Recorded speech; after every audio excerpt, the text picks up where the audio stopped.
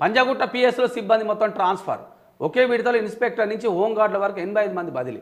కొత్తగా 82 మంది స్టాఫ్ నియామకం. బోధన్ మాజీ ఎమ్మెల్యే కేసు విషయంలో లీక్ అవడంపై సిపి సీరియస్ అంటూ మంచి పని చేశారు. చాలామంది ఇక అనొద్దు కానీ చాలామంది అంటున్నాం, అందరూ అంటలేను, చాలా తేడా ఉంటుంది. అందరూ అన్నదానికి చాలామంది అనడానికి. మొత్తమే లేరా పోలీస్ శాఖలో పనిచేసే వాళ్ళంటే ఉన్నారు కాబట్టి ఇంకా నడుస్తూ ఉంది పోలీస్ శాఖ.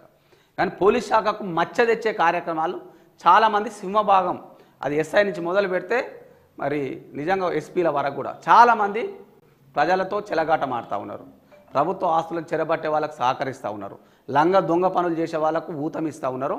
ఆ రూపంలో అనేకమైన డబ్బులు సంపాదిస్తూ ఉన్నారు. ప్రజాధనాన్ని దుర్వినియోగపరచడంలో, అక్రమంగా వేరే వాళ్ళ పాలు చేయడంలో పోలీస్ శాఖది కూడా కీలక పాత్ర ఉంది. దయచేసి మానుకోవాలి. ఇప్పటికైనా 2024 కొత్త సంవత్సరంలో ఉన్నాం కాబట్టి ఇప్పటికైనా మీ బుద్ధులు మారాలి. పుణ్యానికి ఏం పని చేస్తలేరు, లక్షల లక్షల జీతాలు తీసుకుంటారు. చాలదా? ఆయనకు 1,80,000 1,00,000 2 లక్షలు ఉంటే చాలదా? 20,000